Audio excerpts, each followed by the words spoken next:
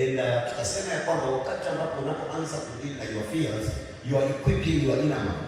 Na ukisha equip your inner man by you deal with your fears by faith in God. Kwa hivyo the presence of faith is absence of fear. The presence of fear is absence of faith. And the absence of faith is absence of God. Presence of fear is the presence of the enemy. Absence of fear is absence of the enemy. So ukiallow uoga ukiingia, hii ni ishara kwamba the enemy is around you. Ukiallow faith iwe na wewe, the presence of God is around you. So inakuwa easier for you to implement things. So nikajaribu kusema kwamba wakati uwepo ama neema inakuja ya Mungu kwa kuweza kubili imani yako, kwa yale mambo ya kukutia uoga, utarealize ya kwamba sasa kile kimebaki ndani yako you are equipped. Because already umechase fears ambazo negative forces ambazo zikiwa pamoja na wewe kwa mwili wako zita-affect hata kile utakigusa kimeguswa na mikono ambayo iko possessed by a negative spirit.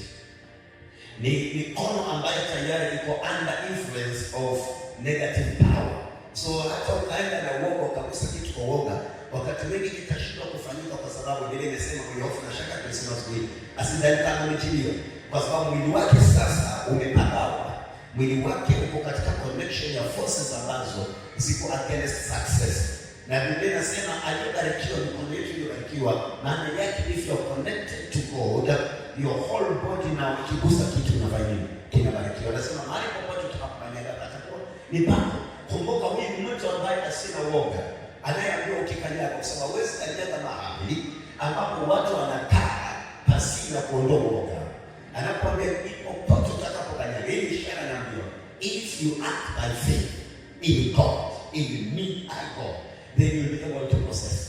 Lakini fear ikiingia ya kwamba walio mbele yako ni wakubwa, definitely you will not possess. So mikuku kanyaga haimaanishi tu inakanyaga physical body with the absence of faith.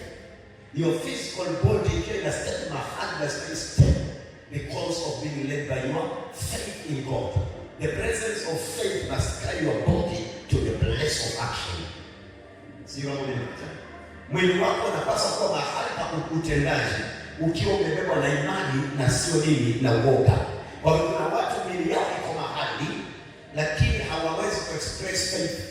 Wako na uoga bali sio wako hapo lakini wanakuwa ni watumwa kwa sababu wako under the cloud of fear.